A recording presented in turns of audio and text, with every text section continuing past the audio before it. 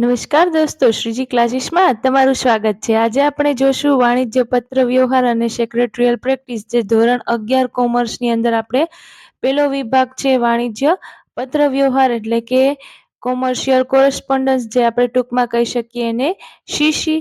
એનો આપણે પહેલા યુનિટનો આપણે એક વિડીયો જોયો તો. હજી સુધી તમે લોકો એ નથી જોયો તો જોઈ લેજો. અમારી ચેનલમાં નવા હોય ને સબસ્ક્રાઇબ નથી કરી તો સબસ્ક્રાઇબ કરી લેજો. અમારો વિડીયો ગમે તો લાઈક કરજો અને તમારા મિત્રો સાથે શેર કરજો. આપણે અગાઉ પહેલા વિડીયોમાં માહિતી સંચારનો અર્થ જોયો તો. વાણિજ્યક માહિતી સંચાર એટલે શું એ પણ આપણે શીખી ગયા.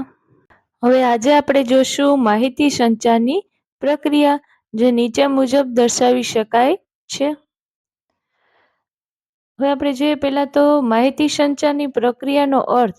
તો આપણે અગાઉના વિડીયોમાં શીખી ગયા, ફરીથી આપણે રિપીટ જોઈ જઈએ તો કે વિશિષ્ટ પ્રકારની શૈલી, કૌશલ્ય અને માધ્યમનો ઉપયોગ કરીને જ્યારે માહિતીની આપ-લે કરવામાં આવતી જે પ્રક્રિયા કરવામાં આવે તેને આપણે માહિતી સંચારની પ્રક્રિયા તરીકે ઓળખવામાં આવે છે.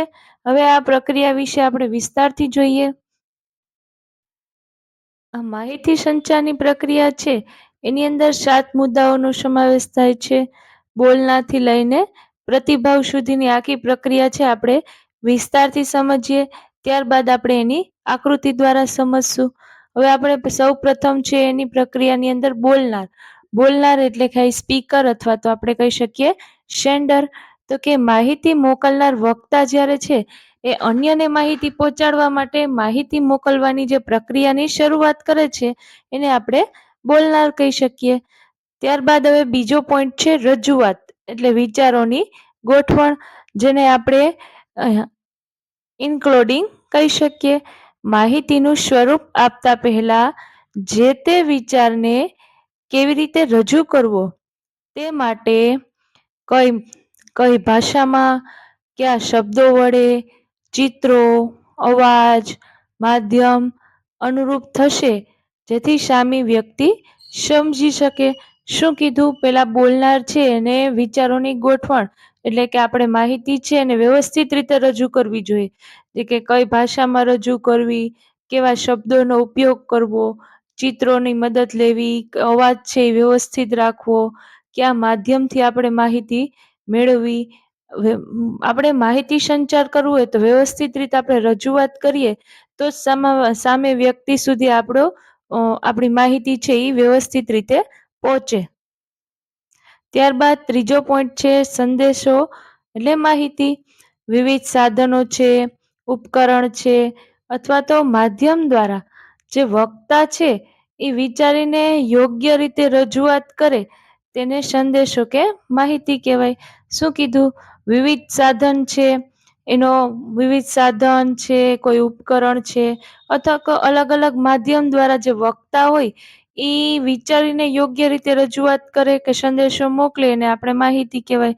અલગ અલગ આપણે સાધનનો ઉપયોગ કરી શકીએ, બરાબર. લેખિત રીતે કરી શકીએ, મૌખિક રીતે કરી શકીએ, ફોન દ્વારા માહિતી મોકલાવી શકીએ, કોઈ પત્ર દ્વારા માહિતી મોકલાવી શકીએ, બીજા કોઈ અન્ય ઉપકરણનો ઉપયોગ કરીને આપણે સંદેશો મોકલી શકીએ. ત્યારબાદ આપણે ચોથું જોઈએ કે માધ્યમ, બરાબર. સંદેશો મોકલવા માટે બોલનાર દ્વારા જે ભાષા છે, ચિત્રો છે, અવાજ છે કે પત્ર જેવા સાધનનો ઉપયોગ કરીને તેને સંદેશો પહોંચાડવામાં આવે તેને આપણે માધ્યમ કહેવાય છે. સૌપ્રથમ તો આપણે માધ્યમની પસંદગી કરવી પડે કે આપણે છે એ પત્ર દ્વારા માહિતી સંચાર કરવું છે કે ફોનમાં માહિતી સંચાર કરવું છે કે ફોનમાં પણ આપણે લેખિત રીતે કરવું છે કે મૌખિક રીતે ફોનમાં વાત કરીને આપણે મૌખિક રીતે રજૂઆત કરવી છે કે મેસેજ ટાઈપ કરીને લેખિત રીતે કરવું છે કે પત્ર વ્યવહાર દ્વારા કરવું છે. એ બધું આપણે નક્કી કરવામાં આવે છે, બરાબર. સંદેશો મોકલવા માટે જે બોલનાર દ્વારા જે ભાષા છે, ચિત્રો છે, અવાજ છે, પત્ર છે જેવા સાધનનો આપણે ઉપયોગો કરીને આપણે સંદેશ પહોંચાડવામાં આવે તેને આપણે માધ્યમ કહેવાય. હવે પાંચમો પોઈન્ટ છે સંદેશાની પ્રાપ્તિ અને સમજ. જે માધ્યમ દ્વારા છે સંદેશો બોલનારે મોકલે છે તેને તે જ સ્વરૂપમાં સાંભળનાર મેળવે છે. શું કીધું?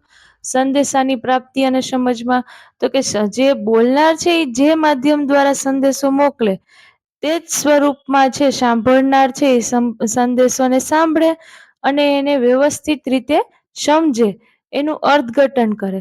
બરાબર. જો બોલનાર છે એ વ્યવસ્થિત રીતે રજૂઆત કરી ન શકે, વ્યવસ્થિત સંદેશો કે માહિતી મોકલી ન શકે, એનું માધ્યમ બરાબર ન હોય, તો એ સંદેશાની પ્રાપ્તિ છે એ યોગ્ય રીતે થાય નહીં અને યોગ્ય રીતે એને સમજ પડે નહીં. એટલે બોલનાર છે એ જે માધ્યમ દ્વારા સંદેશો છે એ તે જ સ્વરૂપમાં સાંભળનાર મેળવે અને એનું અર્થઘટન કરે. છઠ્ઠો પોઈન્ટ છે સાંભળનાર, જેને આપણે કહી શકાય લિસનર અથવા તો રિસીવર્સ. બોલનાર દ્વારા જે શબ્દો કે માહિતીને મોકલવામાં આવી હોય તે પ્રાપ્ત કરનાર માહિતી સાંભળનાર કે માહિતી મેળવનાર કે શ્રોતા કહે છે. જે બોલનાર છે એ જે સંદેશો કે માહિતી મોકલે એ માહિતી પ્રાપ્ત કરનાર જે વ્યક્તિ છે એને આપણે માહિતી સાંભળનાર કે મેળવનાર અથવા તો શ્રોતા કહી શકાય. સાતમો પોઈન્ટ છે પ્રતિભાવ. માહિતી સંચારની પ્રક્રિયા છે એ આગળ વધે ત્યારે સાંભળનારનો જવાબ છે એ મળતા જ પૂરી થાય, જેને આપણે પ્રતિભાવ કહેવાય. પ્રતિભાવ છે એ ખૂબ જ મહત્વનો છે, કેમ કે તે જેની સફળતા છે એ નક્કી કરે છે. માહિતી સંચારની પ્રક્રિયા છે એને આપણે આકૃતિ દ્વારા સમજીએ તો સૌપ્રથમ માહિતી સંચારની પ્રક્રિયામાં છે બોલનાર એટલે કે સ્પીકર.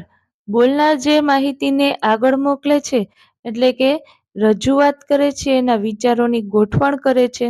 બરાબર. જે બોલનાર છે એ જ વ્યવસ્થિત હોય, વ્યવસ્થિત રીતે એની વાત છે એ રજૂ કરી શકવો જોઈએ. બરાબર. વાત જ વ્યવસ્થિત રજૂ ન કરતી હોય તો માહિતી સંચાર છે એ આગળ સુધી જઈ શકે નહીં. હવે બોલનાર છે એ પોતાની વાતને આગળ મોકલીને એની રજૂઆત કરે, વિચારની ગોઠવણ કરે, વિવિધ સાધનનો ઉપયોગ કરીને વિચારોની રજૂઆત કરે. શું કહેવાય? વિવિધ જે સાધન છે એનો ઉપયોગ કરીને વિચારીને યોગ્ય રીતે રજૂઆત કરે, તેને આપણે સંદેશો કે માહિતી કહી શકાય.